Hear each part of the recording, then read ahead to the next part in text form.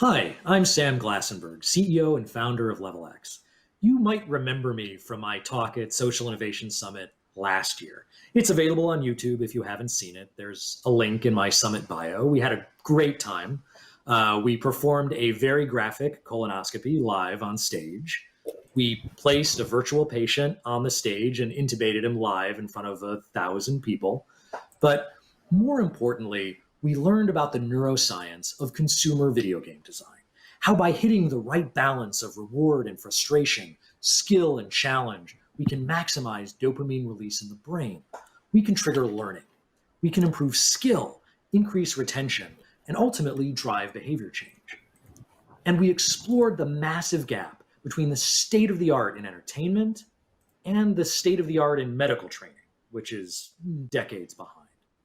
And if COVID-19 has showed us anything, it's revealed these systemic problems in our healthcare system. My wife is a physician.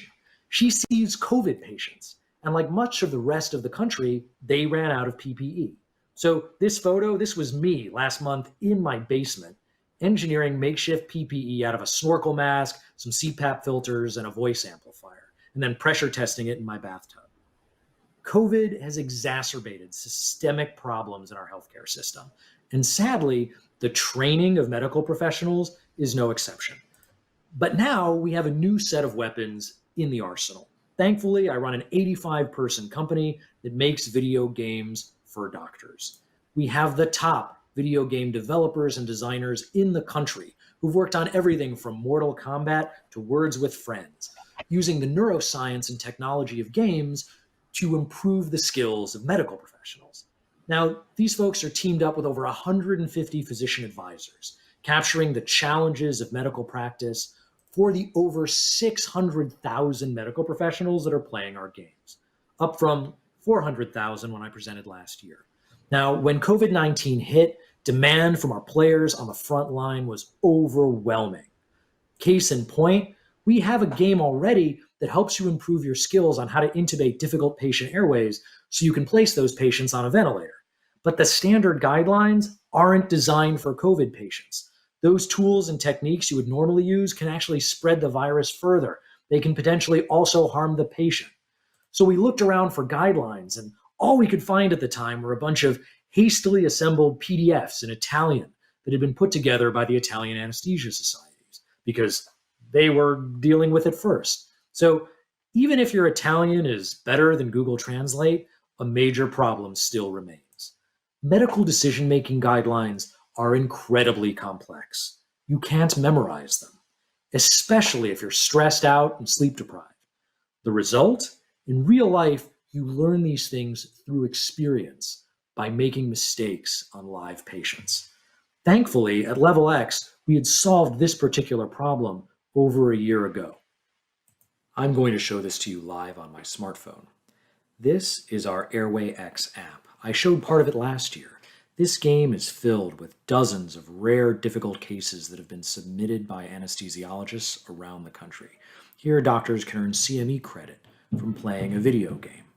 Over a year ago, we partnered with a major anesthesia society to create a strategy game that lets you play through a sequence of difficult intubation cases, making different decisions each time so you can understand the implications of each one. Within a matter of weeks, we updated it for COVID, based on the guidelines from the Italian societies and then the US societies when they became available. Our first patient here is confirmed COVID negative. Sure, I can put on PPE, but no points for that. Someone else might have needed that mask. Now, sometimes normal intubation fails, even on normal patients.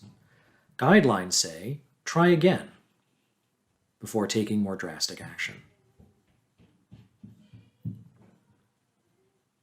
Now, here's our first COVID positive patient.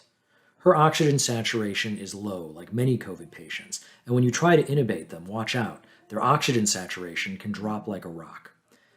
Let's clear the room, and let's give her some oxygen. Now, in this case, I've used a device that I would normally use, but it's a device that can aerosolize the virus, and put people in the room at risk.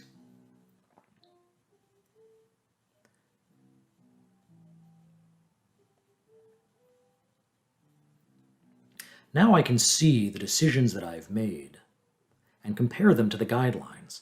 But first, let's move on to the next patient. This guy was brought into the ER from a car accident, and he tested COVID positive. So first, let's clear the room. Now, COVID airways are friable, meaning they bleed easily, and no matter what I try to do with this patient, his airway just continues to get worse and worse and worse in an incredibly challenging case. I won't give away the winning sequence. Managing airways is just one of the many challenges posed by COVID. Next, I'm going to jump into our Palm X game. This game is filled with more rare and difficult cases. Cases like this one, where a carpenter was holding a bunch of nails in his mouth while he was hammering, accidentally inhaled one, and punctured his bronchus. This is a physics puzzle where you need to figure out what is the right sequence of movements and angles to remove that embedded nail.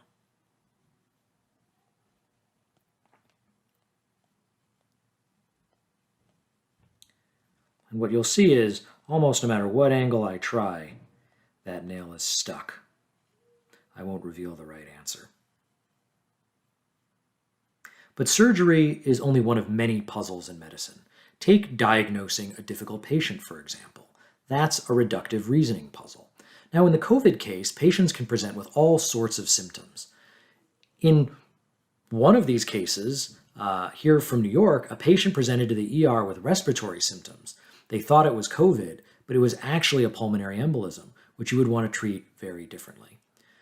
So here I'll jump into a different case. In this game, your patient presents with a chief complaint. Male with cough, fever, low oxygen saturation. You need to ask the right questions and choose the right tests in the right order to eliminate possibilities until you arrive at the right answer. No points for guessing.